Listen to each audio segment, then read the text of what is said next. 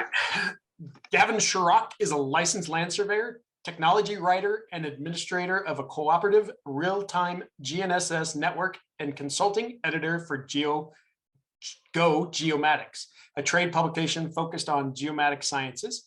He has worked in surveying, mapping, and geodesy, monitoring geospatial data management, GNSS radio navigation, and GIS for over 3 decades in public works, commercial development, defense, and utilities. So we appreciate your time, Gavin, and love to learn a little bit more about some of the RTKs. And there's so many of these networks all across the country. So be nice to dig into them a little bit deeper and know maybe what the data we're getting is. So okay, yeah, thanks, Trent. Yeah, when I was asked to come up with something, I thought, well, I just prepared something for some state conferences on, in general, RTK, RTN, but the, things have evolved quite a bit. Well, I'm a surveyor, my day job, for a big utility, and about half of my FTE is running the statewide cooperative network in Washington State. So it's a public-private cooperative. Our utility runs the data center, but everything else is partners. And yeah, it'll be 20 years in November. So in that 20 years, it kind of had to be a help desk. Users call in, are my logins okay? Is the station okay? That kind of thing. But, well, it turns out that because I'm required to answer the phone and I'm required to be polite when I do it, the users in the field tend to call about anything and everything.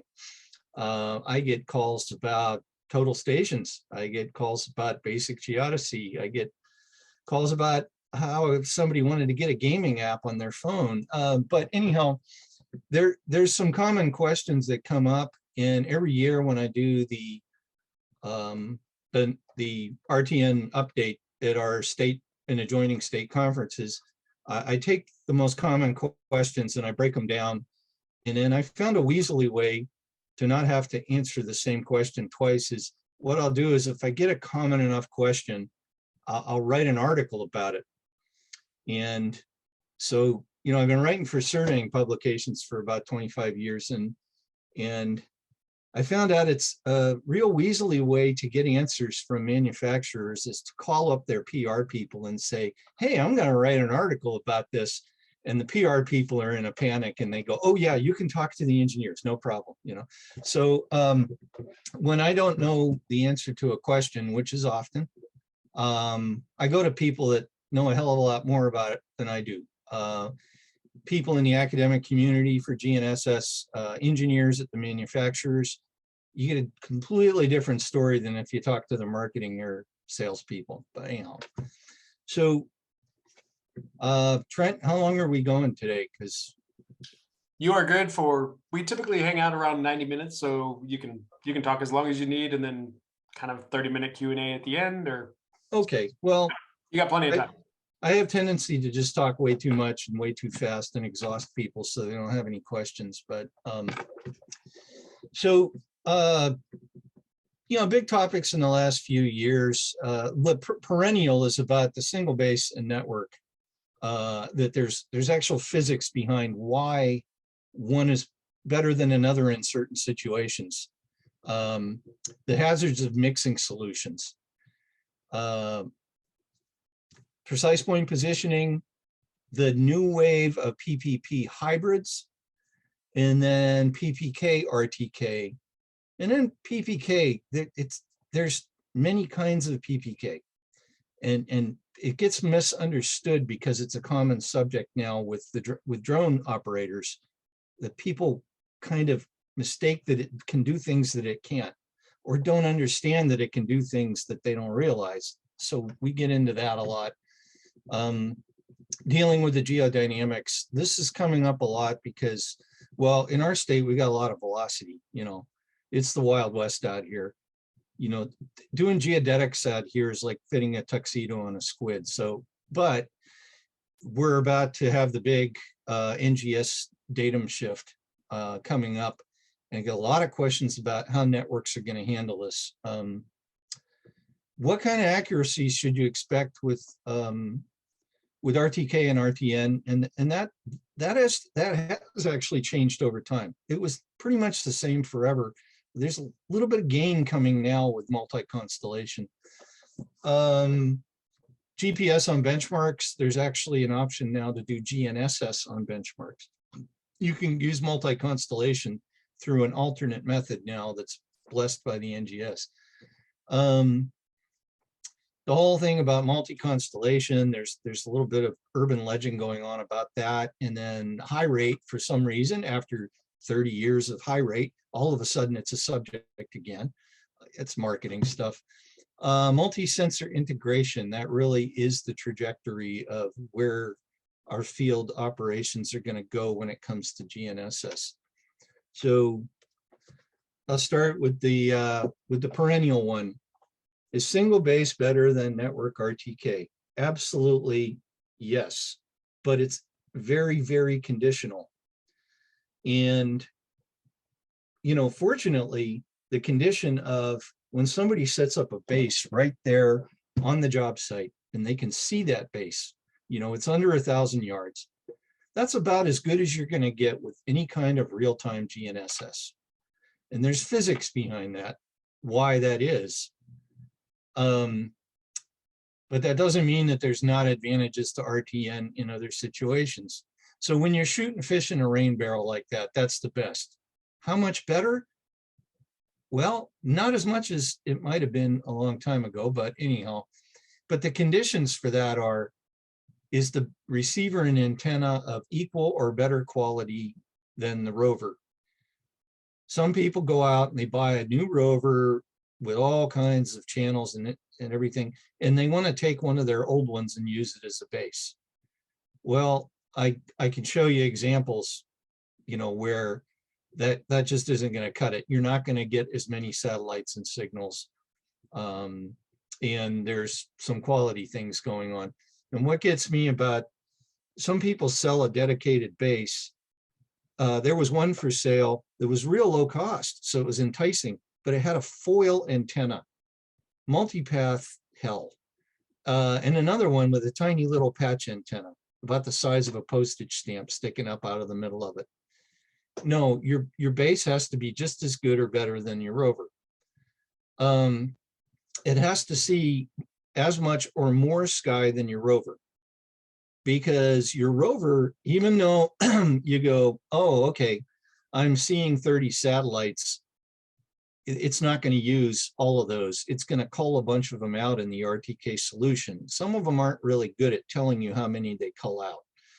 Well, your base, if your base is only seeing 20 satellites, it's not, you know, that's the max that it could use. It might not even use those. Something that people see when they connect up to a real-time network is, although the bases on real-time networks are typically in very clear sky, no multipath conditions, and they see all the satellites, well, the VRS solution or the MAC solution or whatever is going to call out a bunch of satellites before it sends you a correction. It's able to use the ultra-rapid orbits in real time. It's not limited to the broadcast orbit like your base or your rover. So it's gonna evaluate a bunch of stuff. And so when you hook your rover up to it, you go, gee, I get more satellites when I'm connected to my base than I do when I'm connected to an RTN.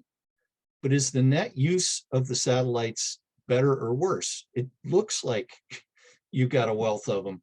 So that's another thing. And that can vary from brand and model and stuff like that. So does your base support the same sets and signals as the rover? And the signals gets mighty complex now. You've got new satellites, new constellations.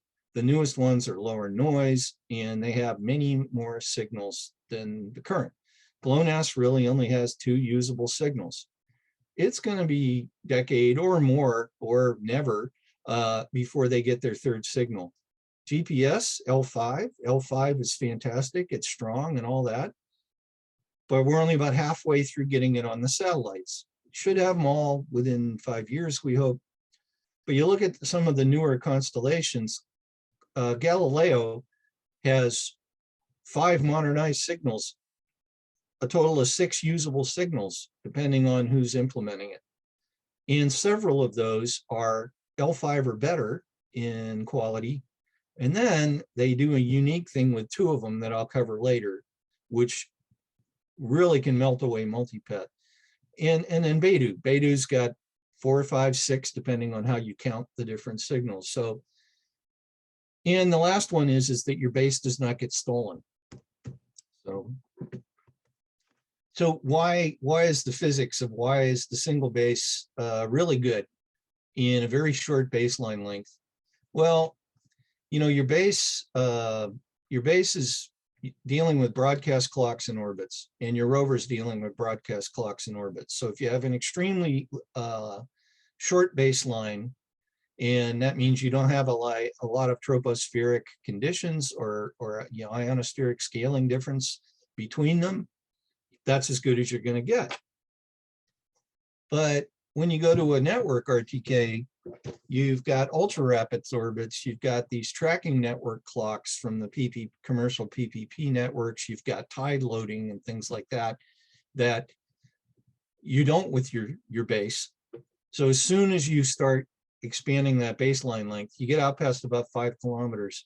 By the way, there used to be the old urban legend that, you know, when you're doing like a virtual or something, network correction, that it's not tied to a physical base. It actually is the physical base. PBS or PRS is actually in a message in the correction.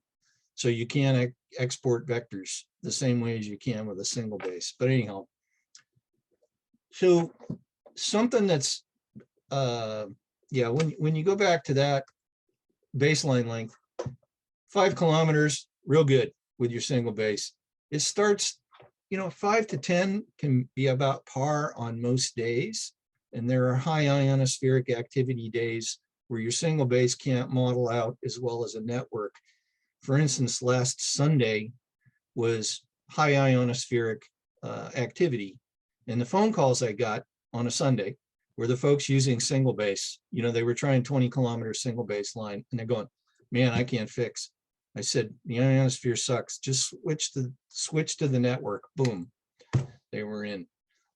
Past 10 kilometers, you know, the standard math is that your part per million starts ticking up. People ask, you know, and I'm not supposed to recommend anything, but I say, you know, it's really a good practice to have a base and rover kit. You can use both of them as rovers, but in the certain situations where you really want a tight vertical and probably trying to do things with it that you shouldn't, use it as base rover. Precise point positioning. These are like the PPP services. You hear of them. I don't want to talk about brand, but I got to give examples. Like, you know, Leica's got SmartLink. Novatel's got Veripos, which came from a maritime background where PPP really got popular 20 years ago and still is. Trimble's RTX, Hemisphere, which is licensed in Carlson and everything else, Atlas. You know, you got a bunch of them. There's actually about a dozen of them now. High Target's got one. CHC, I think, is starting their own. Tersus is going to have TAP, you know. So the thing about these commercial PPP services is they're actually better in quality than the academic ones that pioneered it. And that's because they have these tracking networks where they've modeled every individual receiver and antenna, and they create clock and orbit products that are better than the ones that the NGS or the IGS puts out. These are really tight. I mean, we're talking ultra rapid orbits that are right up there with a precise orbit. You know, in the old days, we were lucky if we could model an orbit, you know, to 0.5 meter or something, and now it's down to the centimeter. It's insane. The clocks are really tight, the ionospheric models over areas. They use semi-dense networks to speed up the convergence. PPP used to take, you know, 10, 20 minutes, even an hour on old ones to converge. Now with these fast ones through the commercial, you get it in under a minute. Actually, the last time I did it, it was about 20 seconds, 30 seconds, you're getting convergence. And it is very close to survey grade in horizontal. Vertical is not quite as good. And that's to do with the troposphere. The stations aren't close enough together to model that. So the disadvantage of the PPP can be that you have to have one of those L-band satellites that sends the clock and orbit data to you. And those are typically over the equator. But the advantage of the PPP is you don't need a base network, cell phone, nothing. You just go out, you can converge, off you go. So you could actually pull it in through IP, but if you got cell, you might as well use RTN. So, but what's going on is that it's being implemented simultaneously in a lot of instances. So some of the manufacturers that have a real-time PPP network and real-time RTNs, they get the rover engine to run both at the same time. And well, one reason is that one can take over for the other. If, like, say your cell drops out, your PPP can take over. I think Trimble calls it exfil. You know, there's buzz names for it. Well, you're getting the ultra rapid orbits from the PPP and the tight clocks and all that, and you're getting that out there on the rover, and your network is sending you all this cool stuff. So it stays converged. The PPP is converged, so it can take over without convergence instantly. So this is kind of cool. But then there's things getting added, and this is where we get into the sensor integration, the IMUs. So the IMUs in there, and you know, on the surface, it's the IMU is just there so you can have tilt compensation. Well, tilt compensation is not new. It's been around about a decade, but the early ones were magnetometer oriented.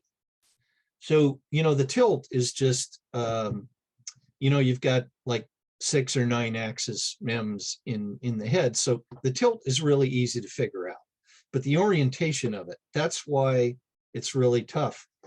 And why it took so long for it to be productized, that has been around for 20, 25 years in large format for mobile mapping, airborne operations, and maritime, where it's even more complex with, you know, pitch and heave and all of that. So the IMU, but those are really big systems. It was when it got miniaturized, but a kind of a whistle stop on the way to this tilt compensation in IMU was magnetometer oriented. You know, you've probably seen one where you had to do this elaborate dance. So you had to take the head off and do this calibration process that everybody hated. And then the problem with magnetic oriented is you could move 100 feet and your magnetic profile is going to change, or it'll change during the day, or heavy equipment goes by.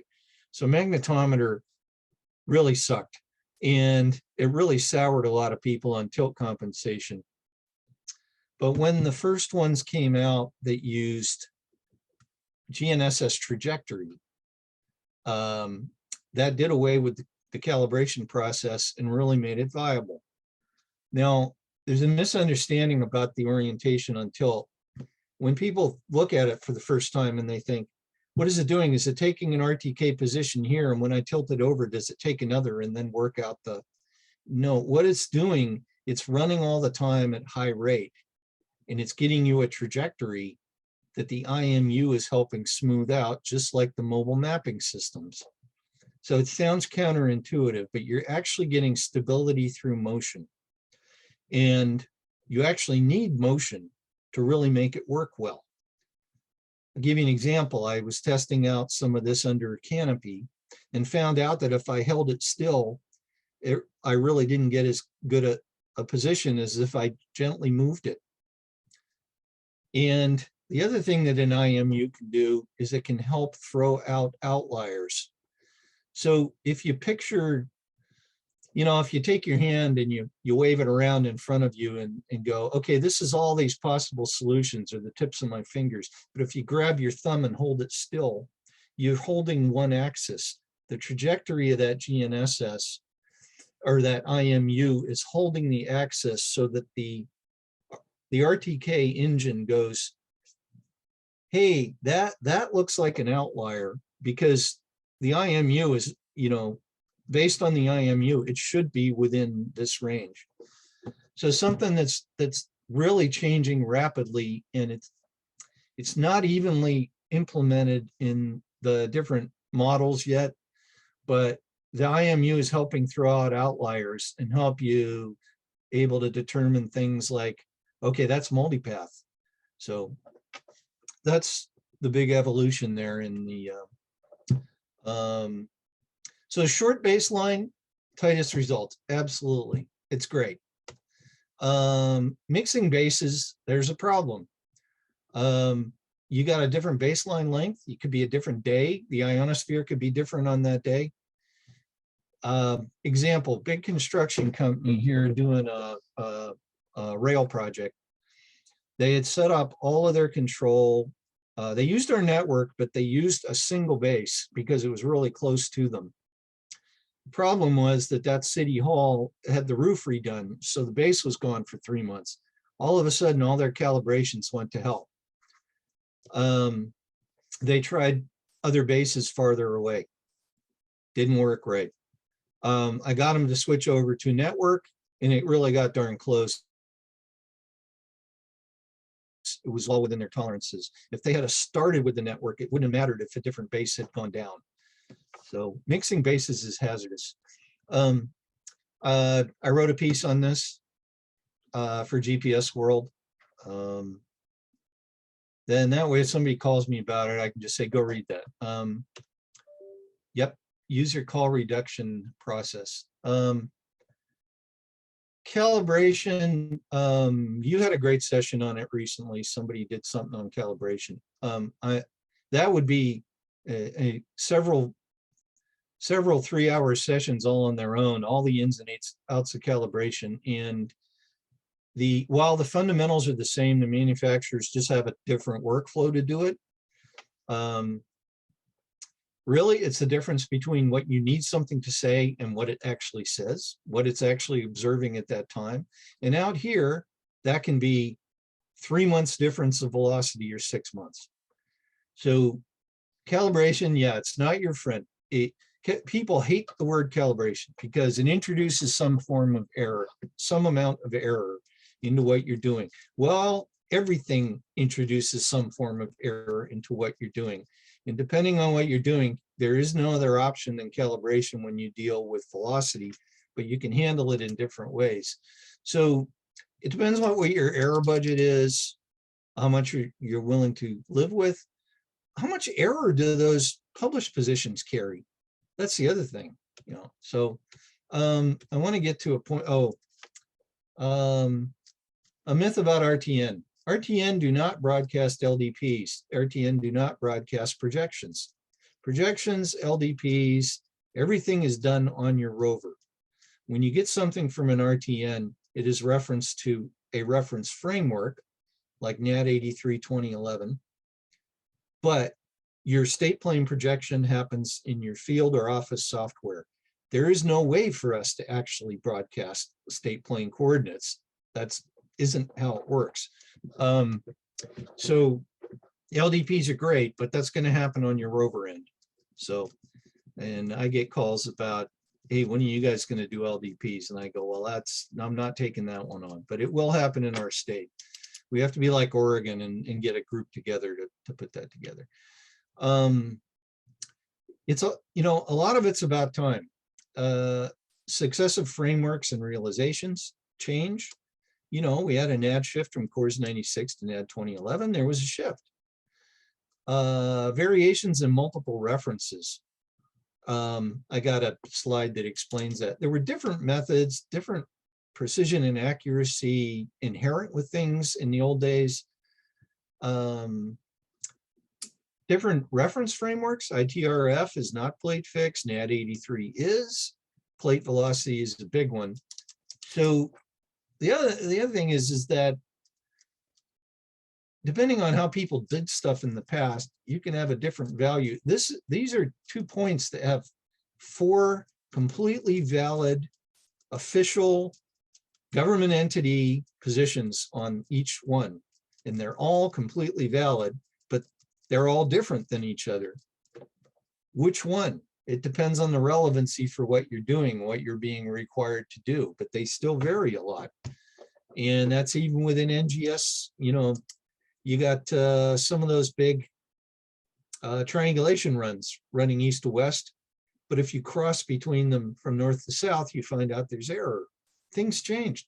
The network accuracy, absolute accuracy, changed a lot. I mean, when somebody holds a God point back from, you know, an AD 27 or a CORS 96, and they start to calibrate, and they go, wow, these are, you know, my calibration's terrible. Well, wait a minute. Do your points, are they all in the same reference framework and era? Because you're going to get a bust. So that's like a good calibration process is evaluating how good they are compared to each other. So, you know, things have successively gotten better. So I hear the question I get a lot, but users here have been really good about dealing with velocity. They localize a lot. The ones on the coast know that if they got a project that spans several years, about every 3 months they do a you know, a real gut check on their project control, and they might relocalize. But a real simple way to deal with velocity is you can look up a CORS data sheet near where you're working, see what the velocity is, apply that to a series of dates, and apply that to your coordinate. It's valid, it's kind of primitive, but I actually will do this for a gut check sometimes. There are the coordinate conversion tools working between reference frames. Let's say I'm going from CORS 96 to 2011, or, you know, these are the NADCON grids. These are a really superior way to do this kind of transformation rather than just doing a 14 point yourself out of the box, or just using the local grid points. So these NADCON grids, you can put in a date range and get that transformation.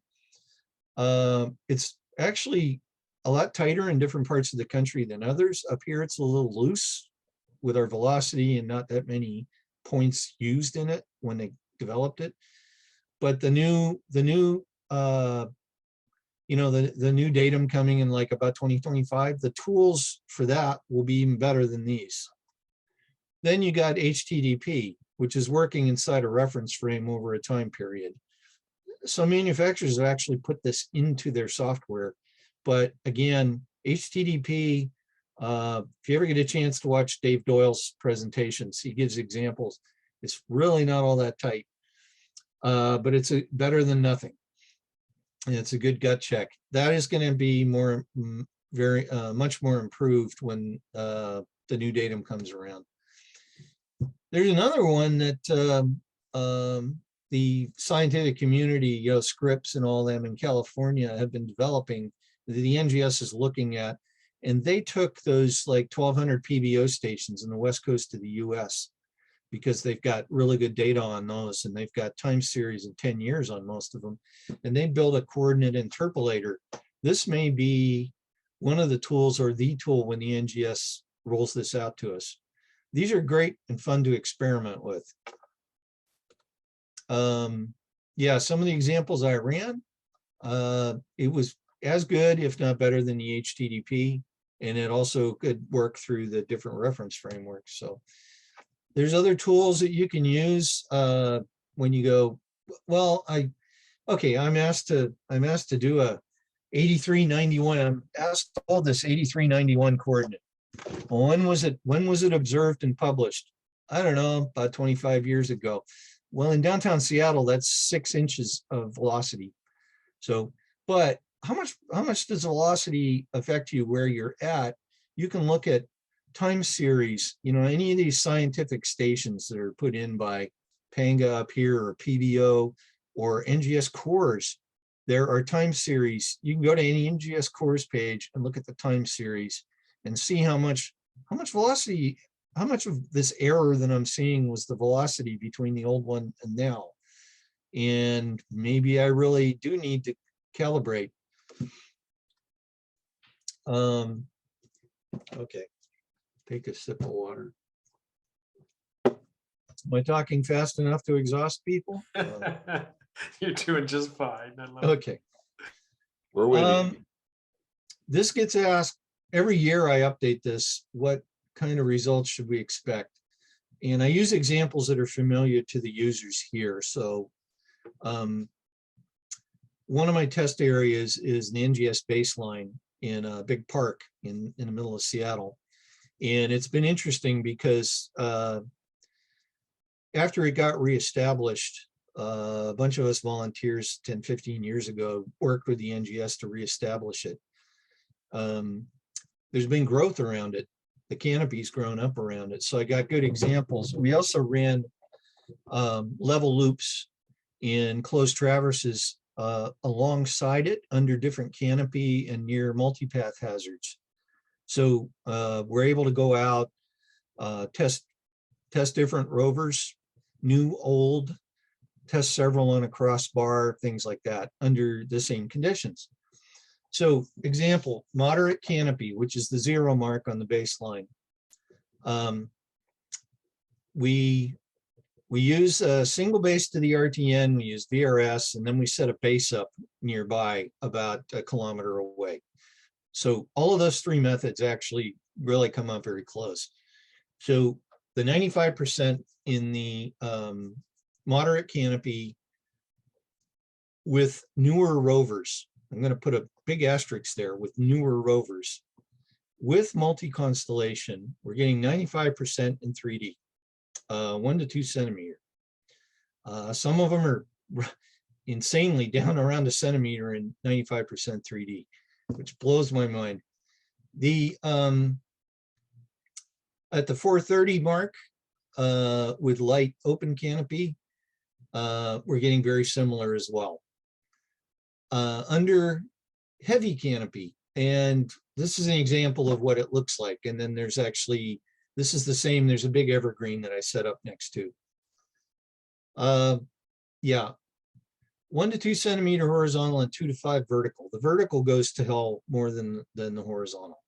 So this is checking into a closed traverse and then a level loop, digital level run. So heavy canopy, but it's multi-constellation, the newer generation RTK engines. Something big happened in the last 3 years with the RTK engines. Can it fix and repeat? Resetting it, reinitializing under there. If it's with the multi-sensor, how did it go with holding it still or moving it a little bit? I was very shocked to find out that moving it a little bit actually helped me get rid of the multipath. And then the RTK PPP integration. The PPP did not perform as well under the canopy. And then when it couldn't see the L-band satellite, did not perform at all. But when I ran it through IP, it didn't quite do as well. It really went to hell in the vertical. So users, I will get asked all the time, is this a good rover? Is that a good rover? And I'm not allowed to comment on that. I test a lot off duty. And sometimes for some clients, I test a lot of them off duty. And what I tell people is shop around. People can say a lot of things about their rovers, and sometimes the folks that boast the most about we're the king of canopy, or, you know, we're super duper, or we've got turbo thrusted RTK. You know what? They are not necessarily the ones that are performing better. The other thing is that if it's the new wave of rovers in the last like 3 years, they are all, no matter who's, performing really, really well. And they're performing a hell of a lot better than the old ones. So what happened was we've got a lot of us have been using RTK or RTN for like 20 years. And so we've been really happy with our rover. Even with a 20-year-old rover with GPS only, if we had clear sky, we could get insanely good results. Well, and we got used to the rules of thumb for using those in the conditions to do it in, and what we could do with it. Well, it's like when a vacuum cleaner salesman comes to your house and says, "Hey, let me show you my new vacuum. It seems like a miracle." Well, because your vacuum's 15, 20 years old and the suction's falling off and it's old technology. So the first one that somebody sees of what I call the fourth wave of GNSS rovers, they think it's a miracle and that's the best there is. Well, if a dozen of them had showed up, you'd find out that they all pretty much are performing very similar. There's no magic sauce, and nobody's got a magic advantage over another. There's different whistles and bells. So what I recommend to people is to build trust through verification. Also, it seems like you can work under canopy really well. Well, yeah, you can see more satellites. You got more of a chance of fixing under the canopy or staying fixed, but you've got all that multipath. Well, how well is it going to reject that multipath? Well, there are a few things that are being done which actually can help you, but still, heavy canopy, you know, you're taking a risk no matter what. And it doesn't matter if you run your RTK under the canopy and then you post-process it later or redo it with PPK. The same conditions were there when you did it with your RTK or your RTN. Nothing erased that. So you're just getting a rehash of the same stuff. It doesn't matter if you're working on your gate, and the gate post is rotted and you put a screw in it, whether you're using a Phillips or a straight head screwdriver, that screw is going to fall out of that rotted post. That's what's happening under the canopy. But there are some bright sparks under there. Users that are real careful are finding they can work in heavier canopy than they used to. But really, that big change comes with a little more reliability, only really in the latest wave of rovers and with multi-constellation, especially things like Galileo's E5A, E5B Altbach, which is just, it's the bomb for multipath. But I tell people to, build trust through verification. Yes, just do like the academic folks do. The academic studies of GNSS rovers, they put a crossbar out. They might run multiple receivers off the same antenna to get the same conditions. The manufacturers, when they test, they record the observations in different conditions, and they take it back into an anechoic chamber. And that way they can test multiple rovers in exactly the same conditions over and over again, hundreds of times, if not 500 times is one test I saw. Well, you can, if you're making a serious investment, shop around. If you see a rover that's really low cost and says 4 constellation, you might find out that the chip that's in it is the same one that's in some of the low cost drones. 4 constellations, but only 2 signals from each constellation, and not very commonly used signals. So, yeah.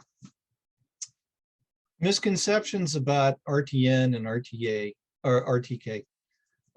Corrections are corrections. There's no magic sauce in RTK or RTK corrections.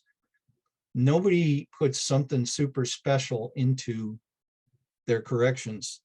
RTCM 3.2 MSM is pretty much the global standard for multi-constellation RTK.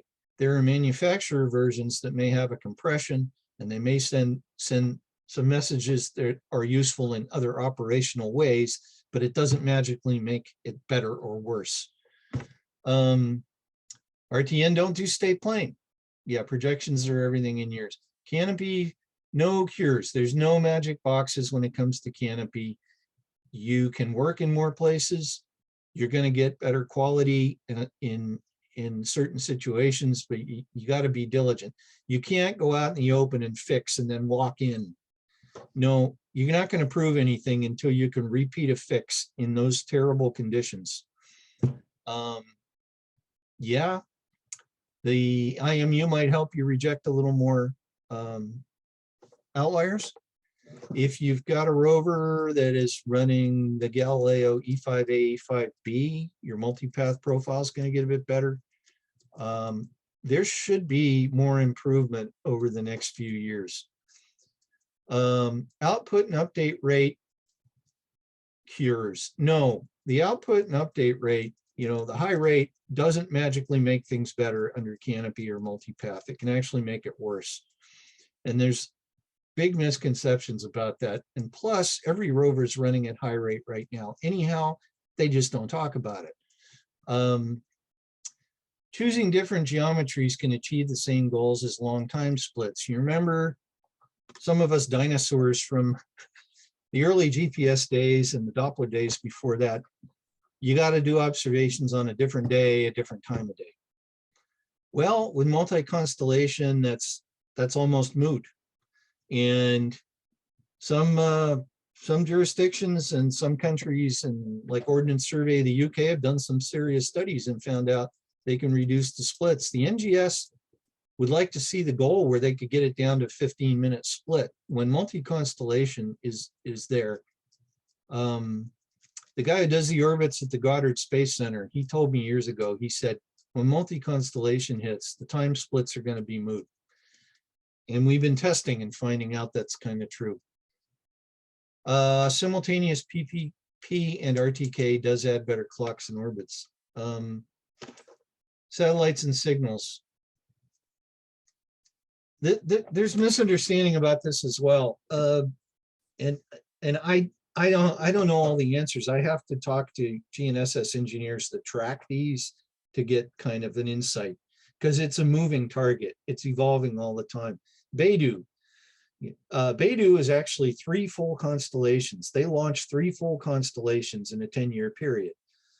And some of the satellites in B1 are usable, some in B2, and all of the ones in B3 will eventually be usable. But then, okay, there's block 1, block 2, block 3 constellation of Beidou. Well, there's a B1, a B1C, a B1M, all of these different, and then there's the B3. The B3 is the super duper signal, but the B3 in the block 2 is different than the B3 in the block 3. Well, for an RTN operator, we're hitting our head against the desk trying to keep up with this. We want to provide everything for the end users, but some of these signals, the interface control document didn't come out till 18 months ago. Well, the manufacturers haven't implemented it in all of the stuff. So it's not like we can replace all of our reference stations every 18 months. So it could take a while for RTN to catch up. And also they take a while for the rover manufacturers to catch up.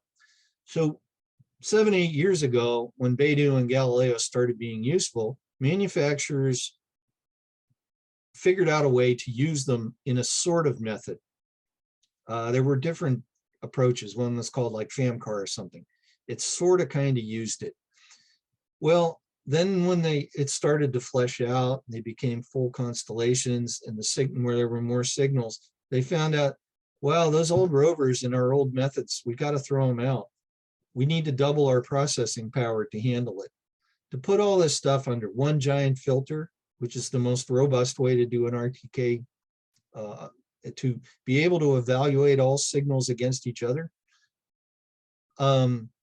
Big processors, that's why the last 3 years there have been new models of so many different rovers. Well, then we got the noise thing, the noise profile. GLONASS is still the noisiest constellation, always has been. It used to be even more horrific. GPS is the gold standard. It's really good. But these new ones are just, wow, smoking everything. I mean, they're new. They're new satellites, all the technology, 20, 30 years of development went into this. And they got a hell of a lot more signals. So there are actually developers that, for the autonomous market, that sort of go, let's just leave GLONASS out. I don't want to muddy up my filter. Not saying that it's not useful. GLONASS was a godsend when it came out, or was usable, although there were years when I never would have used it because it gave you extra satellites. Where these are, these are the Beidou signals that will be valuable because they are in the global orbit part of it. They have so many different kinds with the Beidou 3 block and the B3 signal. And where they are in the spectrum is all over the place, these other signals. So the good news is that if there's a vulnerability for inadvertent or deliberate jamming or spoofing or something, they'd have to do it for the entire range. With multi-constellation, you could go, I'm really happy I can go out with Galileo and just fix and run all day along with Galileo alone sometimes. So what are they tracking and what are they solving? That's two different things. Your rover may look out there and see 31, 34 satellites. Our record in Washington was over in Dayton, Washington, and we got 43 satellites with my test rover. The test rover I bought is an obscure brand, but the reason I bought it a year or so ago was I needed to be able to test every signal. And I visited a manufacturer, and on their roof in Shanghai, we got 51 satellites. And then the one CHC receiver that went to the top of Everest got 56 satellites in view. So we got 43 satellites, but how many can it solve from that? Okay, how many can it solve from that? So this is what I got is I've got a fairly top end rover. GPS solved is between 5 and 9 at any given time. It's fairly consistent. That's pretty clear sky here. That's in North Seattle with pretty clear sky. With Galileo, you get from 3 to 8 satellites solved. That's because it's going to use I'm trying to use 5 of the 6 signals. That's here I'm trying to use 2 signals plus as many L5s as I can find. With Galileo, I'm trying to use 5 of the 6 signals. Beidou, you've got from 6 to 13 of them up there, but some of them are block 1 and block 2 that you can't really use. And most of the rovers out there can't really use all of these. My test rover can, but anyhow, then I go to GLONASS, GLONASS tract and GLONASS solved. So here's an example of tract and solve, 3 to 8, and then it's really 2 to 6 effectively solved out of those. But here's something interesting. I took, and in the middle of this, I put in an older receiver. It's not actually an old receiver. It's only a few years old, but the engine inside it is kind of like a 15-year-old technology. Yeah, they've done a lot of other work with this receiver, but they've got an old engine in it. That's the difference in the engine. Notice those drops there. That's that noise. The newer receivers can deal with the noise a lot better. So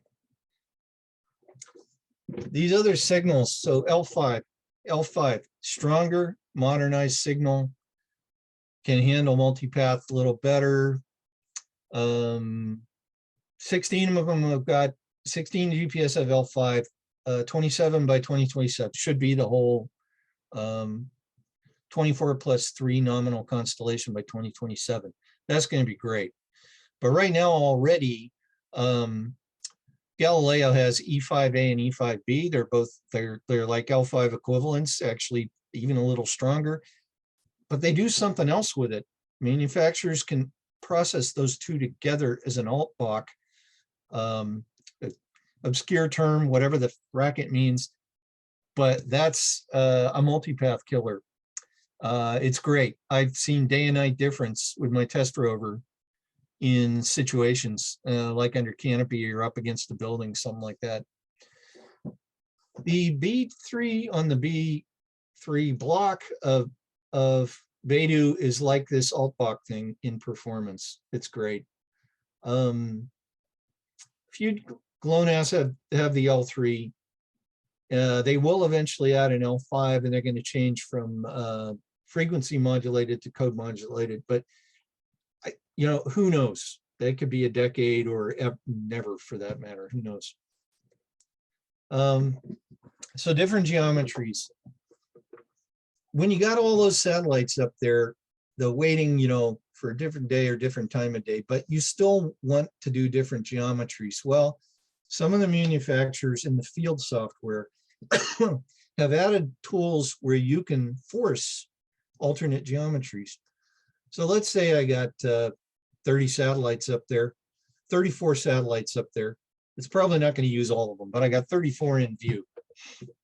Well, I can do a solution on that, and then I can hit a button and say, give me Alt A, and it does 17 of them skewed in one direction. And then I go, give me Alt B, and it does 17 of them skewed in another direction. You've effectively done what waiting a few hours would do if you do enough initializations. I encourage people to test this independently. I've done this with the Alt compared to waiting 4 hours in as close a conditions as I can repeat. And I'm finding out it actually is working out.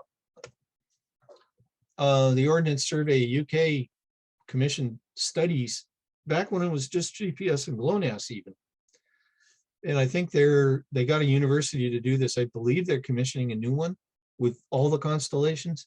They came up to the conclusion, because they got 250 crews. They said, you know what? If you wait 30 minutes, that's good enough. Other than that, if you wait over 40 minutes, it doesn't matter if it's 40 minutes, 4 hours, 4 days. So more than 30 minutes was good enough for them. Again, check it for yourself. The way I look at the performance of the network, well, it's how many times the phone rings if something's wrong. That Iono day, I get a lot of phone calls, is rover monitors. I set up rovers that run around the clock, and I get their results from their RTK engines. So this is, if you look over there, here's 20-kilometer baseline over there on the left. So this is a 5-day period with a 20-kilometer baseline. The ionosphere was fairly calm for that whole 20 days. I put an offset so you could see the circle. As you can see, it's all falling within, about a 4-centimeter circle, which is pretty good. Then over there on the right, this is the, a time series on it. If you see how much there is there in the horizontal, and this would be your 2 sigma for 5 days over a 20-kilometer baseline. If I look at 1 hour of that 20-kilometer baseline, you can see that it wanders around a bit, but it's all staying within a reasonable. It depends what your error budget is. So there's where waiting, if I had waited, like I did 9 p.m. Well, that's GPS time, I did 2 in the afternoon, and then I did it 2:20. I'm going to get a different position, but how different? Could I live with that? But that's single base. If you go over to a network in the same location, the network stays quite a bit more consistent over that same time period. So it might not be as precise overall as if I put a base right next to my rover, but it stays fairly consistent. Okay, you guys falling asleep yet? I think you're good. Mm. Nick LaFon had a few things in the chat going there. I don't know if you Okay. want. I don't know Yeah, if you Nick. want to go over into that, Nick. You had a couple of things. Yeah, go ahead, Nick. Maybe. I can't see the chat box unless I exit out of my. Oh, wait a minute. Oh, you're fine. Hey guys, I'm cooking dinner for the fam. I don't really have time to talk, but I did there throw you some go. ideas. If you want to look at them, go ahead. All right, no worries. Back to cooking. Well, let me All right, you can keep going then, Gavin. let No worries. me look at the chat box here. Yeah. Okay. You want to know, do core stations update their coordinates on some interval, or would their velocity be similar to your project site, assuming short baselines? You had a couple of things. Yeah, when Gavin says solved, you mean, oh yeah, no, this is a good point, Nick. That's, you're spot on there. Yep. Yeah. Yeah, the more that you can get in that fix or the solution, and yeah, chips. Yeah, there is. Actually, it's kind of interesting. This bit about the OEM market, the original equipment manufacturer market. So until a few years ago, 75% of all rovers built in the world had OEM boards from only 3 manufacturers in them. It's changed big. It's changed really big. Some of the people that used to only do OEM, you got dozens of brands from China. They were all buying OEM boards from a couple of well-known manufacturers. Well, there's some that are building their own boards and some that built them from scratch. And one thing they found is that when they build it from the code tables up, they're building it right in the 4th wave from the word go. And some of these new boards are astounding. People used to brag about having 800 something channels. Well, you can have as many channels as you want, but if you don't use them, they're just a gimmick. Well, and ironically, some of those that bragged about that were very late in getting to the multi-constellation. Well, what the new folks that are doing, that are building their own boards, is they're starting off out of the gate with every signal, every constellation. That's why I had to buy an off-brand rover for a test rover. Was they were one of the few that was doing every signal. So there's actually one that's just come out. They got 1,400 channels, and they're using almost all of those in many different ways. So there's different ways you can pull in that signal in several different ways and run multiple scenarios off of it. There was the old kind of abandoned idea back 20 years ago about, I'm just going to put multiple RTK engines in there. Well, no, that kind of got abandoned by everybody. What they do is they run multiple scenarios and do it under one filter so that every signal from every satellite can be contrasted and evaluated and can pull off all kinds of things about multipath. So what's happening though is there's some new players out there, and they're not that expensive as some of the big dogs. And so just in the RTK engine realm, there's a lot more choice now at better price points. Well, there's still things that the big dogs do better than anyone else. There absolutely is, but it's yeah. Anyhow, shop around. There's a lot of good stuff out there. Okay. PPK and RTK. PPK gets talked about. PPK is old it's as old as mud. It's as old as RTK. Actually, technically older than RTK. PPK and RTK are essentially the same. You're doing your ambiguity resolution, and they're identical, except one happens after the fact. One you can do after the fact. Now, it all of a sudden gets talked about a lot more now because of drone. Mobile mapping, marine, and aircraft-borne systems have been using RTK consistently for decades. When you do PPK plus, so I want to explain what I mean by that. So if I did RTK, and I actually tried this out years ago. I do RTK, and with the same exact observations, right then and there, I do PPK on it.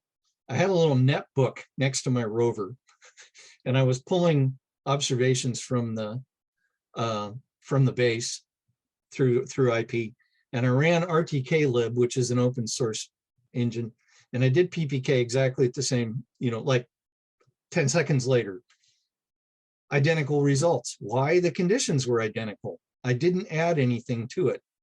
If I take PPK and do it hours later or the next day with a precise orbit, I get a little gain. That's PPK plus. If I do PPK with an IMU data, like on a mobile mapping system, I'm getting PPK plus plus. And the neat thing about that is with PPK, because you're post-processing it, you can go in and look for outliers like you do with regular static post-processing. You can run it when you got the IMU data with it. You can run that data forward through the observations. You have the convergence time up front, but when you run it backwards, you get that high quality of the convergence back on the first observations. That way, all the observations in that mobile mapping run or your drone run are as high quality as the converged ones later on. That's what I mean by PPK plus. Doing near real-time instantaneous PPK isn't going to give you anything different than RTK. So there were people that proposed years ago for like monitoring to use it as a check. Ooh, I'm going to check my RTK solution with this. Well, the conditions didn't change, and you don't have the advantage of the orbits or running it forward and back. You don't have an IMU. It's not proving anything. So it's great for the drone people, and it's essential actually for the drone people. RTK with a drone, there are scenarios where that is a good thing, or RTN with a drone. The PPK is where you can really nail it down just like a mobile mapping system. So near real-time RTK, essentially no PPK, essentially no difference. Delayed PPK, better orbits, you can adjust, you can add other vector data. Yeah, take one shot with your total station between a couple of points and throw that into your processing, like you would in static post-processing. You got gains over RTK. But when you've got, even in your inexpensive drone system, it's got an IMU in that drone with its receiver, you can really tighten things down. And this is a case where you want to put that base right there on the site that you're doing your drone work. I mean, if your RTN station is nearby, fine. Or if you're post-processing it and you download virtual Rhinex, then that's good. But otherwise, having that base right there. But watch out, some of the drone manufacturers will sell you a base that has that same $50 chip that's in the drone. There are drones with really good chipsets in them there's some practitioners I know that they have a fleet and they have some of the more expensive drones with the great boards in it and everything like that. And then they have the ones you can buy at the big box store, and they go, oh no, when it's serious work, spending more is better. But I better not editorialize on that or I'll get sued. Okay, canopy, the canopy conundrum. Oh my God, it's the endless din of best in canopy. I want to make up a little fake trophy, best in canopy, and just send it to people to shut them up. It's like there's no miracle cure. All things being equal, most new rovers check most of the items above, all of the items to get you a really usable under canopy. For one off-duty client, they had me test 13 different rovers. 6 of them were able to get 4 by 700s under that evergreen there in that big and that dense canopy there. They were able to do that repeatedly. I was shocked. Would I recommend people doing it on a regular basis? No, you really want to check. Boy, do you want to check. But it is possible. But yeah, I wish people would get over this. It's marketing. On that same line, in the chat, Sean said, how can you verify your data when trying to use the GPS RTN rover to collect the data through the tough canopy areas or high multipath areas? So other than traditional, conventional traverse in, traverse out? Yeah, that really is it. So under each of these ones, I have a point that I run a traverse through and a digital level. But is it going to do that every day and every time? No. So when I do this, I will go out and repeat it over 5 days. I'll go out there, fire the rover up, do a couple of initializations. If it's got an IMU, I'll move it around a little bit. And then I go, okay, those 6 of the 13 really were able to get that. And the other ones were real close. But there's no, yet using GPS to prove GPS is a real leap of faith in that condition. So, I love that. you know, it's like, yeah, you're going to see better performance under canopy, but you always got to keep in the back of your mind is it could be effing up and I'm not really going to know it. So going back, reinitialize, you can build that confidence. So Got it. I have mixed feelings about it altogether. The other thing that gets talked about a lot lately, for some reason, is high rate RTK. A few years ago, it got talked about a lot. There was somebody did some kind of marketing where they talked about having super turbo thrusted RTK in it. Hey, look, we got high rate. But there was huge misunderstandings about this. High rate can be extremely valuable, and there's two different kinds of high rate. One is completely matched. Your base is broadcasting at a high rate, 5, 10, 20 hertz. Your rover is processing those and getting an update at 5, 10, 20. That's a lot of load on the RTK engines. The newer ones handle that really, pretty well. But because the base is static, that's pointless. If you have a moving base, there are actually moving base applications, not for surveyors. We don't have to deal with that. But let's say you got a platform out on the ocean where they're going to land a helicopter or a rocket. They do moving base application. Marine do moving base application. If the base is moving, the base is coming up with a position itself.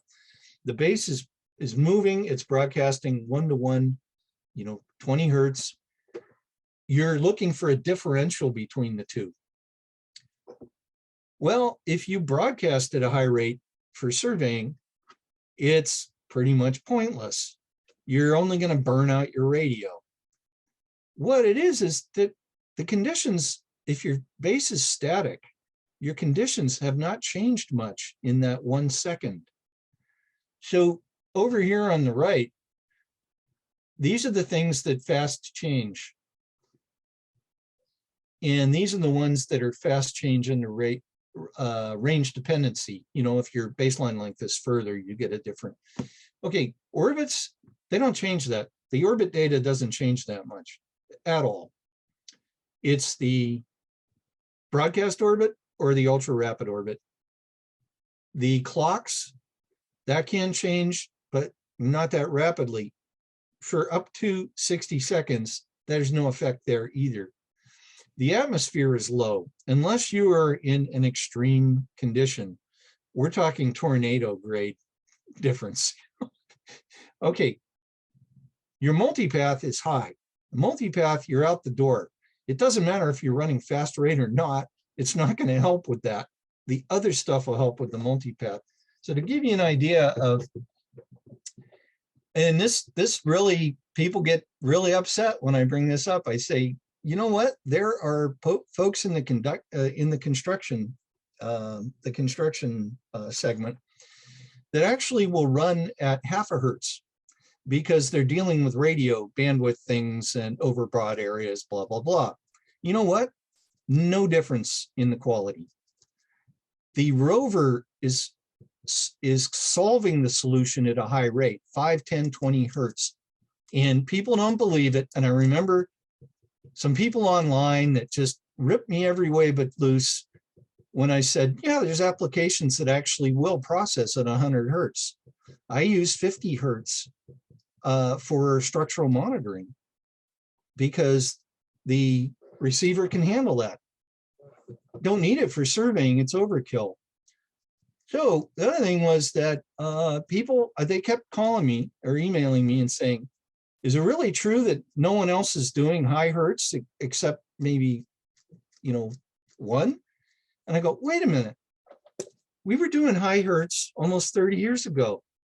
Here's a screen, here's a shot out of a manual that's over 20 years old explaining how high rate, how it takes that data from the one epoch and is able to process it in a low latency mode.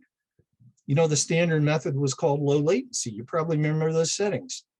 So it's been around a long time. And the other thing about it is most have it as a default. They just don't talk about it. I talked to the engineers at the manufacturers and I said, oh, you're running high rate. How come you don't talk about it? They go, well, we don't call it high rate. We just call it RTK. You know, the base is sending it at 1 hertz. You know, that's standard. And we process it higher than that. You know, you get a smooth user, you know, it can help with the user experience, like in Stakeout.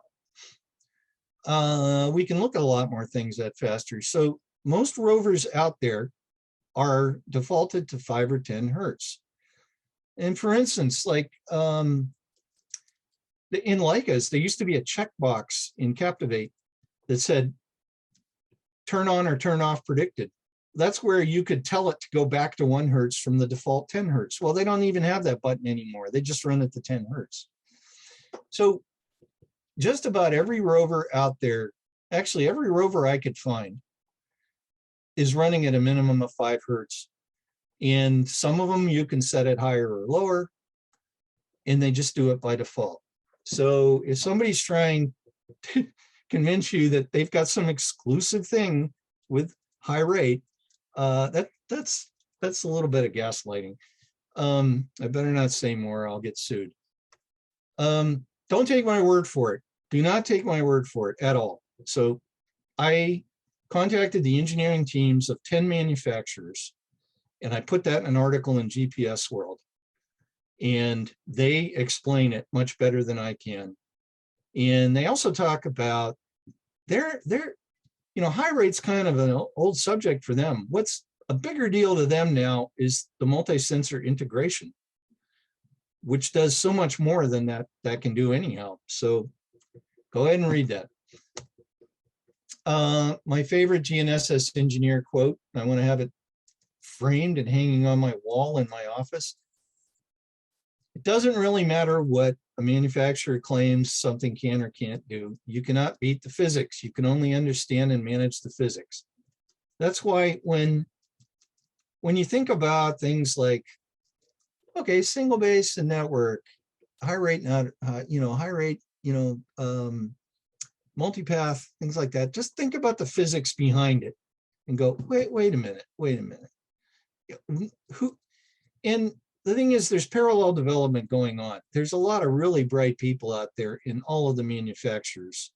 There's outfits with 28 PhDs in one lab working on this stuff. It's really hard for me to believe that anybody's got a magic sauce over somebody else. So, GPS on benchmarks. You know, the NGS is encouraging us, and we really need to do a lot of this because those velocity models that are going to be in the new datum and the tools, we get kind of one shot at this to get as many of these as we can. Now, after that, those models can stay more up to date with things like they'll be able to use INSAR to look at the movements of the Earth. But the problem is that we're really handicapped. And here in Washington State, you know, the western side of the state is big, deep, you know, dark oak-filled forests, you know. And when a data sheet says suitable for GPS, we laugh our ass off. You know, it's GPS only, and you got to do 4-hour observations. Well, even with the 4-hour observations, the peak to peaks in Opus are pretty crappy. It's like, my God, if we could use multi-constellation, we could do this in more places. We could do shorter observations. And the NGS they're not going to have multi-constellation in Opus fast enough. God bless them, they're trying real hard. But what they've blessed is an alternate method, and it's using the Opus project's beta, and it's using vector data, the GVX format.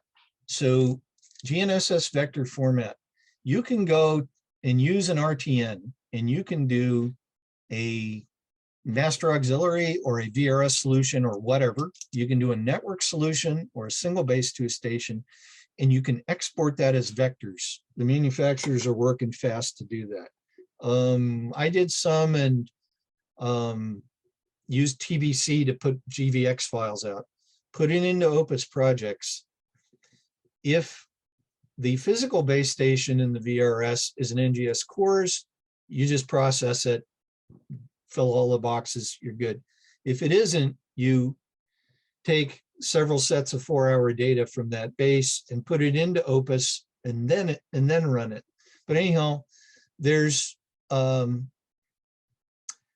this is really weird. The NGS advisors it was in other states that advised me on this. They said, yeah, do 2 5-minute sessions. I was like, you're kidding. 2 5-minute sessions, at least 3 hours apart. They don't want to shorten that yet. They hope to in the near future. And recently they said, could you experiment with 3-minute sessions? And I said, how can it be that short? And they go, well, if you are able to fix and get a quality that we can evaluate, it doesn't matter if you're doing 3 minutes, 5 minutes, 20 minutes, 2 hours. That 3 minutes is enough for them. I was shocked. So we're doing experiments with this. The one drawback is so that would shorten your field time. You could hit a 5-minute session on the way out on half a dozen stations and hit 5-minute sessions on the way back. The processing in Opus projects, you have to go through the Blue Book method, which is pure hell. Anyhow, but you got more office time, but this could really help. Oh, users ask, what are real-time networks going to do for the datum shift? Well, we went through the datum shift, 10, 12 years ago, Cores 96 to NAD 2011. So what I did is I sent a questionnaire to 36 RTN in the US. They're public, they're private, they're state, they're the commercial ones, like the manufacturer ones. And I had a variety of them. About 25 gave me feedback right away. What would they do for the NatRef? And then I got a hold of a couple of networks in Australia because they went through their big shift a couple of years ago. Their shift was about 1.8 meters. Ours is going to range from 2.5 to 0 to 2.5 meters, depending on where you are in the country. So the conclusion was what Australia did was, I think it's Minnesota that offers multiple mount points for different datums. Just about every network will offer for a transition period the old, the corrections from the old datum on one caster or set of mount points and on the new one for a transition period. But it won't be forever because the users are going to have to eventually bite the bullet, and when they're dealing with really old projects tying in, you're going to have to localize or use the NGS tools. So that article's out there as well.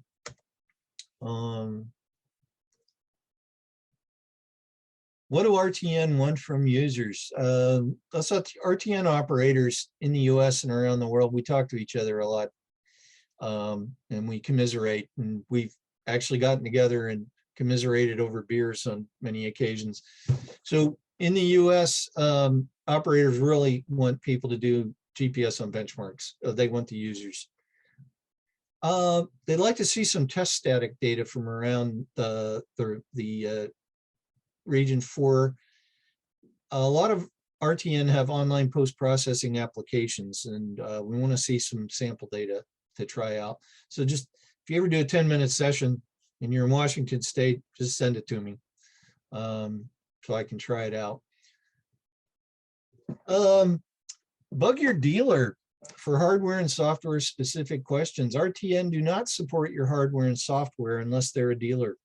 We can't. We're not supposed to do their job for them. I'd get fired. And also, there's so many combinations, we can't keep up with them. And you paid them good money for that equipment. They better damn well support it anyhow. Use debugging tools. Before you call us, use some debugging tools. The biggest problem that users have in the field when I get calls is they may have bars on their phone and they may be able to call me, but they might not have data in their data collector or their rover. There could be, there's all the funky connections with the Wi-Fi and the Bluetooth, the equipment talking to each other, but there may also just be bad cell data connectivity where they're at. The easiest test for that, because that's most of the calls I get, is you open up a browser on your rover and go to a website and do a different website each time so it's not buffering. That'll let you know if you can get to the internet. If you can't get to the internet, you can't get to the RTN. The other one is Ntrip client tools, and I'll show one here in a minute. Okay, debugging tools. Yeah, check your data content connectivity. Keep your login credentials handy for all your crews. Print them out, stick them in the truck somewhere. For God's sake, I can't memorize them all. Yeah, sorry. Teach your crews how to change mount points and casters. What if something goes wrong with that server? You got to get to the backup caster. The crews go out there and they've never been shown where to do the Ntrip settings in the rover. We can't talk you through it because we don't know your software or your hardware. We'll do our best. And if you want us to teach your crews how to do it, we can do an online session for you. So Ntrip testing apps. So there are free apps you can put on your phone. One of the coolest tools you can use on your own phone, if you're an RTN user, no matter what the RTN is get an Ntrip client on your phone. It's as if you're running an independent rover. And then if this works and your rover isn't, there's something wrong with your rover, with settings in it or whatever. So for Android, there's the Lefebvre Ntrip client, which is free. You can get it for PC and Android. Somebody made that for free for farmers to check their connectivity. Ntrip checker for Apple, GNSS Internet Radio for Windows, BNC for PC. I think there's SNP. There's a couple of others.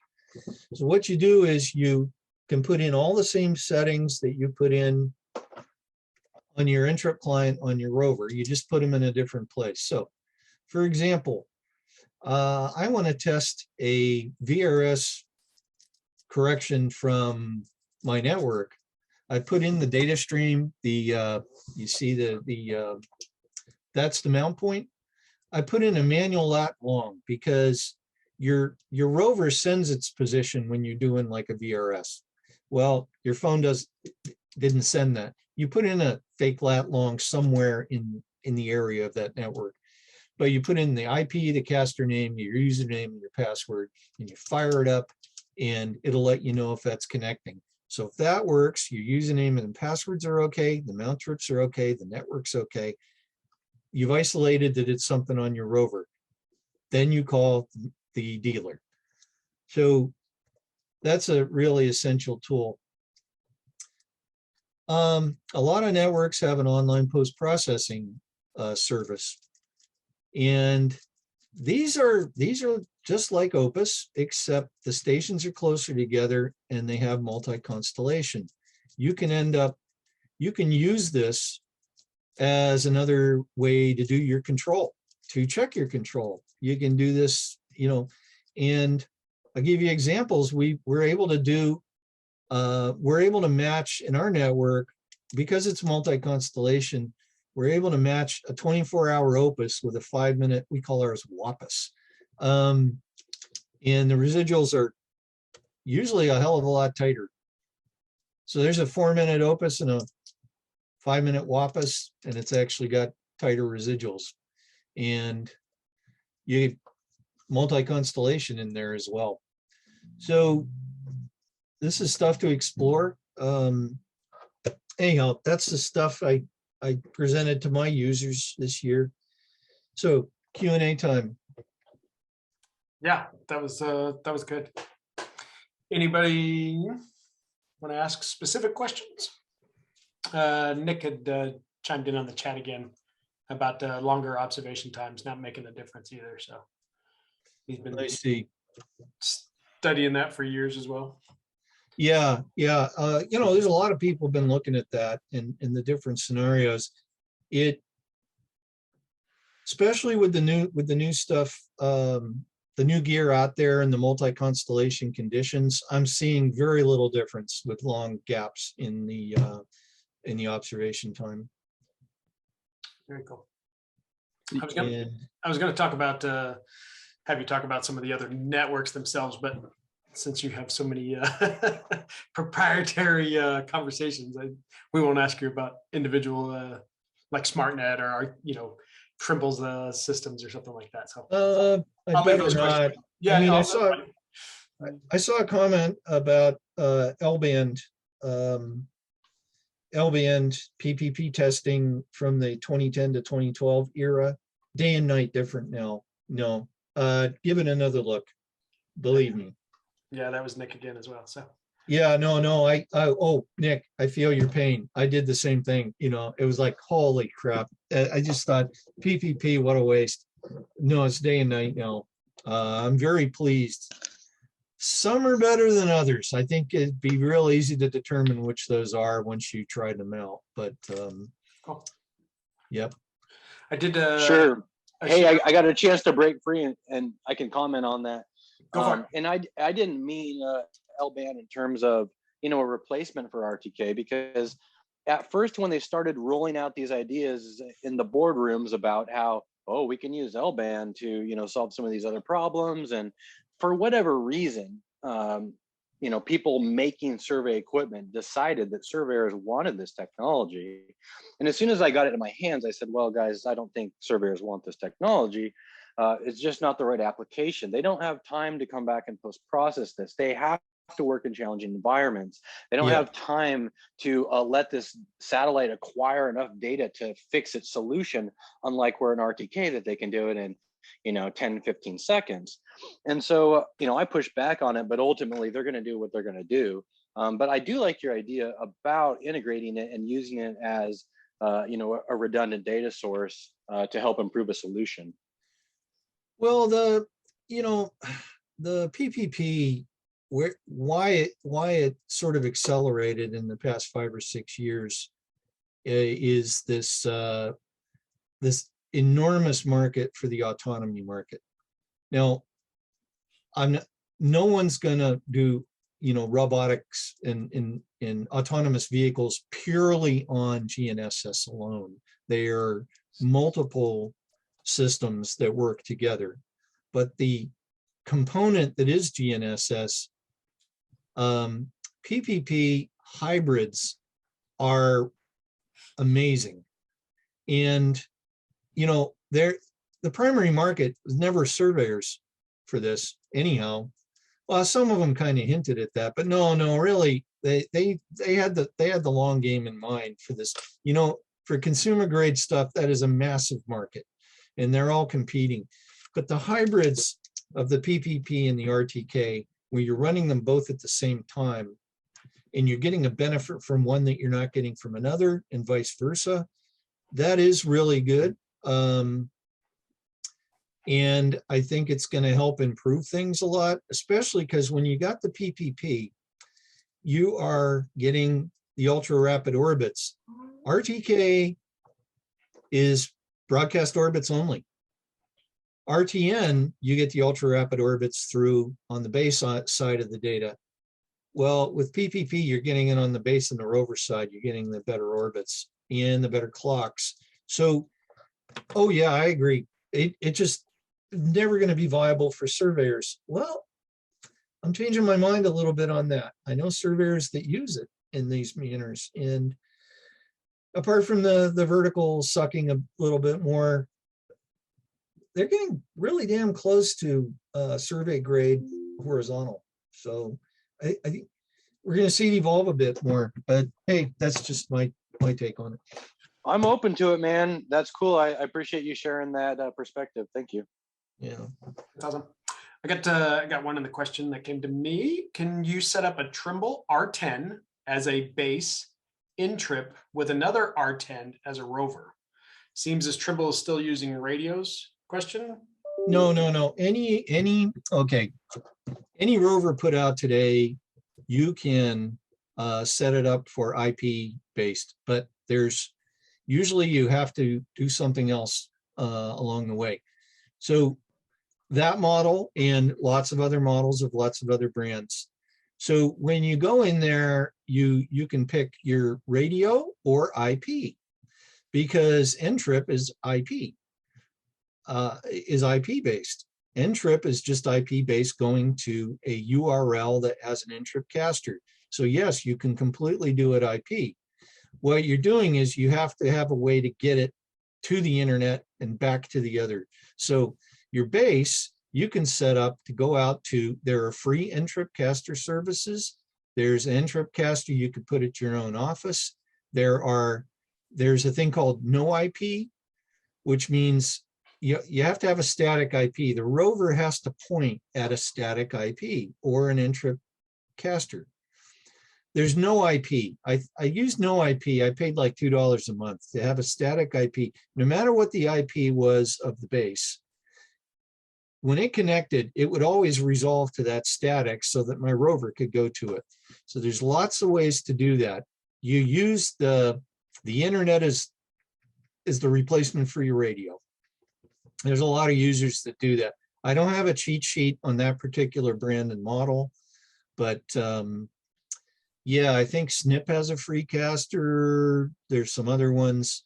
There was even somebody that uses a competing manufacturer's free caster overseas with their that brand of model and rover. So it is all doable. What about that Intuicom RTK bridge? I've seen that people use that one before. Yeah, so RTK bridge, and there's several manufacturers that make RTK extenders. So the idea is, it was kind of funny how that whole thing got started. The Ordnance Survey of the UK, they had a study of the cell coverage in the UK, and there were holes in it. And they went, well, our crews tend to have to work in those holes. So they commissioned someone to build a radio that also had a cell modem in it. So they could get to the NTRIP caster, and then the radio would extend it. So they'd park on a hill with that bridge, and then they could work down in the cell hole. Now I've got an RTK bridge, because in some of the watersheds I work in, the cell coverage doesn't go out there. It's only going to extend it as far as the radio can go that's built into it. But there are other ways.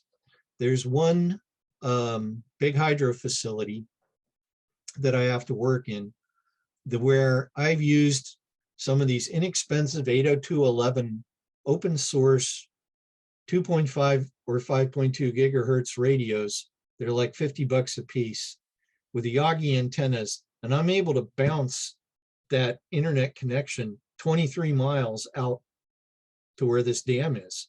People get really creative when they're working in cell holes. So get creative. Surveyors are creative. There you go. There's a couple more in the chat. First one, what's your thoughts on the auto pole concept? Well, off duty, I wrote an article about it because I've been waiting for this for a long freaking time. It doesn't matter who did it first. I'm excited.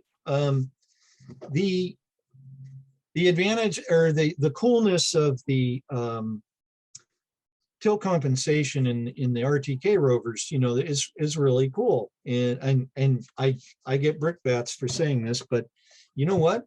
In some ways, it's an improvement over the bubble. It's sort of like you've got the tyranny of the bubble when you've got a prism pole, though. You don't have the GNSS rover on it to do the trajectory-based compensation or the orientation. You could put a magnetometer on the prism pole to do the orientation. Those suck bad. I kind of wish that people had never tried that. So what's the other way to do it? The difficulty was, how do you get the total station to sequence the position of that prism to where you can do the orientation? So the tracking modes in the total stations. And actually, years ago, some were better than others, but mostly now the passive tracking and the active tracking in them are all really, really good. It got to that point where the you could pull this stuff off. So when your prism is being constantly tracked, you're able to do the orientation side of the tilt. And plus these really good small 9-axis, 6 and 9-axis MEMS in the unit. So they're going to send me one to test drive and I'll write that up, but I'm pretty excited. I mean, and they're all going to be adding in things. I mean, you know, any of the active tracking systems have the Prism ID, which is handy. That's another source of error, is am I tracking the right prism, you know? The other one is the measure up. That's kind of long overdue. That's the other source of error out there. And the other one's the damn bubble, you know? It's the GNSS tilt ones, they're people doing stakeout with that stuff is just astounding. You're just moving the tip around to get it. Pointing out in dangerous traffic. Well, you know, the next thing was going to be who's going to do it on a prism pole, you know, and they'll all have it in the near future. Me, I'm excited about it, but that's not a, oh, I shouldn't talk about that because I'm supposed to be a network guy. Yeah. I saw your articles on the Go Geomatics site, but that particular website is down at the moment. You can't get into it. Yeah, they have a big conference on right now and somebody screwed up, so he's putting it back up here rapidly. Yeah. All right. Yeah, I tried to go to it and it's out of there. Adam's got another one in the chat about you spoke earlier about point collected with a VRS having a vector to a single base station. I noticed in TBC that seeing vectors coming from a single baseline, even though I know it was collected from a local VRS. Well, okay, in the VRS solution, there is a physical base station in that solution. So think of it this way: when you do a non-physical, because there's different flavors of it. There's FKP, and then there's like 10 flavors of VRS, but let's use that as a vernacular term. If you do a virtual, the value of that correction is from 6 to 9 stations around you. It's modeling that as if it's a few meters from you, where your autonomous position was when you first sent that. But that tie to the coordinate base or the reference frame is actually to a PBS. Some of them use the term PRS. You actually look in the messages of the RTCM, there's a PBS or PRS message in there. So you're applying what's kind of a better correction. You know, if that physical base station was 12 kilometers away, well, the quality of that correction, because it's modeled for where you're at, is being applied to that. Well, that's a plus. So yeah, you can export the vectors, and that is a valid vector. So that was a little bit of a, when some manufacturers were battling it out years ago, they kind of subtly tried to hint that, well, the physical base isn't tied to anything real, so it couldn't be legal. And I'm like, oh, F you, sorry. But excuse me. There actually is a PBS in there. So here's a vector. What do you call this? You know, so. Very cool. Anybody else got anything? You guys can all unmute yourself if you guys, anyone want to ask a question. I think we're caught up. There you go. Go for it. Well, I had a question about the newer GPSs with the IMUs. You were mentioning it needs motion. Having motion helps, and that you were trying to collect on a point and moving it around, and that helped. I've noticed that, like pointing, I've got one now, and pointing it at different locations would help, but I haven't tried actually moving it around. are you moving it around while collecting? So, okay, wait. Yeah, the workflow is a little different in some of them, but they're all doing the same thing. They're using that trajectory. Now, the value, okay, there's a term called valid time that some of them use in the compensation. So I get on the point and I've moved it over to where I want to tilt. If I hold it still, which I got to do for me to work with the data collector, it's going to hold that validity. It could be up to 30 seconds. If I'm under canopy, I might not want to hold it that still that long because I've got this tsunami of multipath coming in. So what I do is I move it gently, and then I hesitate very, very briefly to do key in on the data collector. That's kind of what I was saying. I've had a bit more luck with that. Several of the top end ones have, in my minimal experiments with it, appear to work a little bit better that way.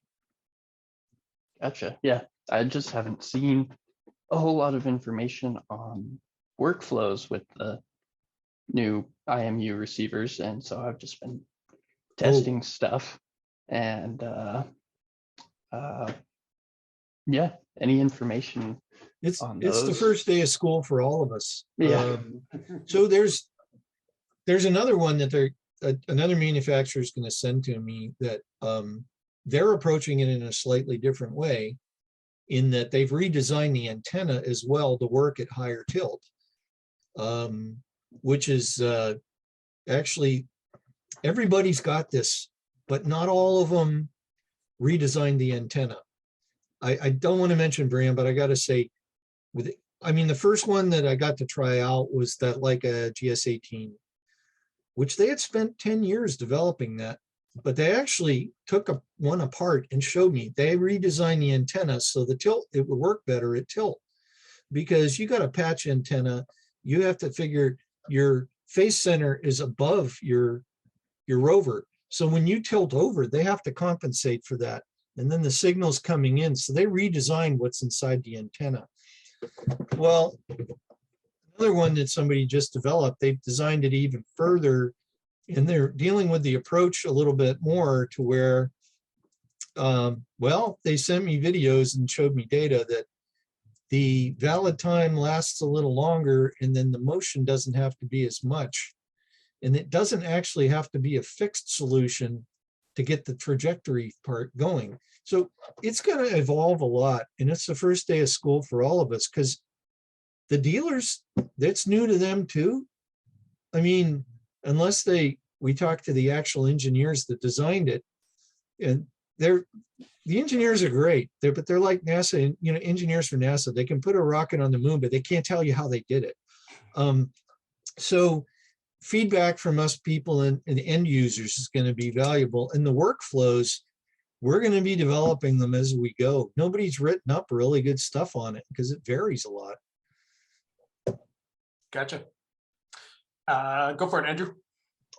Well, we just took delivery of our no brands, of our tilting units, our GS18s, and teaching students where accuracy is not the biggest concern, but we're out in 120 km/h winds, we're out in -40, and some of these students are drafting techs and civil techs, and some are geomatics techs.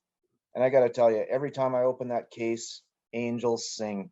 It's just so nice because I don't have to worry about the students being cold, unprepared, the wind buffeting them. I can get the work done. I can't wait to try it in the field when I'm out working in my summer gigs. Like these tilt mechanisms, the tilt compensators are just the cat's pajamas. And continuous topo. Continuous topo. Wow. Hook it onto your truck and you don't have to worry about it offsetting or anything like that. Go, go, go. I'm just so excited. Stability from motion is just, and then I tried one out with the little wheel you stick on the tip and did continuous topo on like a sidewalk. And so I've tried a bunch of these and they're all really good. So I'm not saying one is better than the other, but the first one I got to try was the GS18T. And I wanted to do it as a skeptic. I really wanted to prove that it was a pile of crap, but it wasn't, because I've lived with bubbles my whole life. Although I've used mobile mapping systems in airborne, and I know that the IMU can make miracles happen. So I knew that the physics was there. And then I agreed to do it if I could talk to the engineers that designed it. And I got to do that. So I felt better about it. The problem was I couldn't use the local dealer because I'm also a customer. We buy 3 different brands where I work, by the way. So I ethically couldn't do that.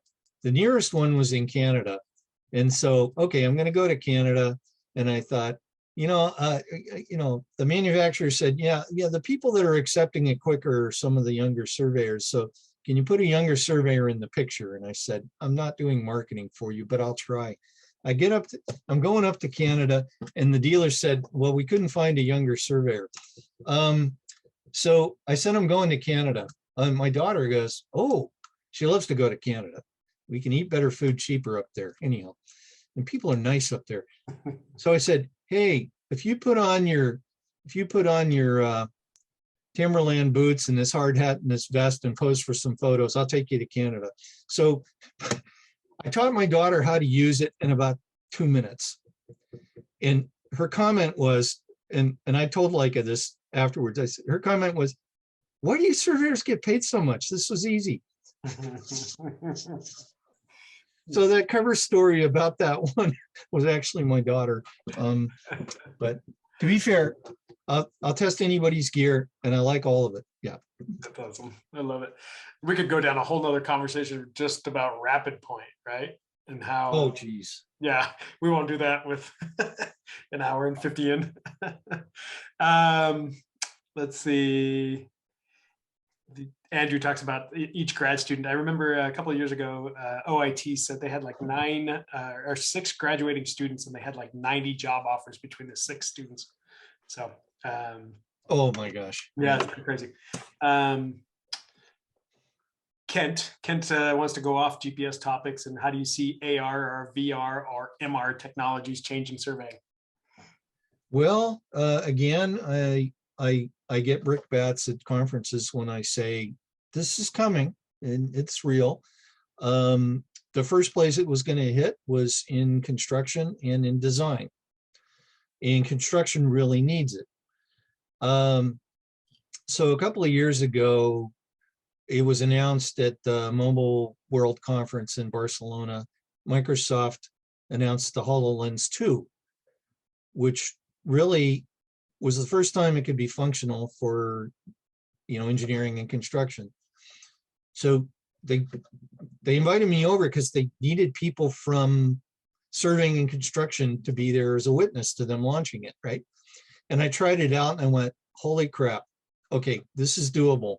So we got to try out a scenario for the design and construction that was put on by Bentley. They had integrated where you've got a virtual design, a BIM model, and you can go in there and you can identify, swap out parts and components, and you can do the inspection and check stuff off and all of that. But they didn't get to surveying and construction layout. Well, only about a few months ago, somebody did, and it uses the HoloLens. And so I posted about that, and the first comments are, somebody's going to trip over stuff. Oh, that's really stupid. Wait a minute. It's a heads-up display. So think about it. When you're out there on a construction site, a busy construction site, I remember working in mines when I was like a teenager and fearing for my life down there, with a rod and somebody out there with a plane table. And if I'm out there with the data collector, I've got to stare at that. What if that was in my field of view? So the heads-up displays have been in jet fighters for 30 years. That's so that the pilot can see the environment around them and the data projected on it. That's what the AR in construction. In the example of the construction layout, which I think is the first really good viable thing for the construction use of AR is astounding what you can do with it. It speeds up the operation tremendously, and you're not having to stare down at your data collector. You're seeing the environment and the safety around you with it. Now, a lot of people don't like that idea, but I really want it for surveying. So I'd like to be able to walk down a site, and I've got a robotic total station with a scanning capability, or I've got this little robot dog walking next to me, and I want to be able to walk down through that site and take my finger and point at an area and say, I want that scanned right there. And then I want these points here. But to make that truly happen, I need a prism pole with tilt on it. Now we've got it, you know. So I think it's coming. It's not going to be good for everything, but in the areas it could be used, it could really save a lot of time and money. And I better not say more or I'll get sued. It's a common theme tonight. Yeah. I love it. Oh yeah, can you share that image from the top of Lumenfield?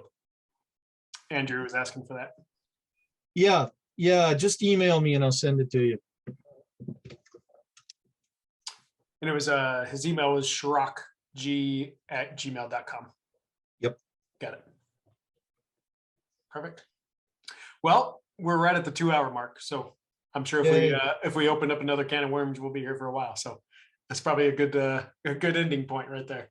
Yep, definitely. Great questions. Really appreciate it. It was great. You know where to find me. Yeah. You guys know where to find me. And I'm always looking for more article ideas, you know. Yeah, what the heck am I working on now? But anyhow, just yeah. That's All awesome. right. Thanks, Gavin. We appreciate the time. Take care. Bye. Awesome, guys. Have a good night. Gavin. Have a good Thanks. week. Bye, guys. Thanks, Trent.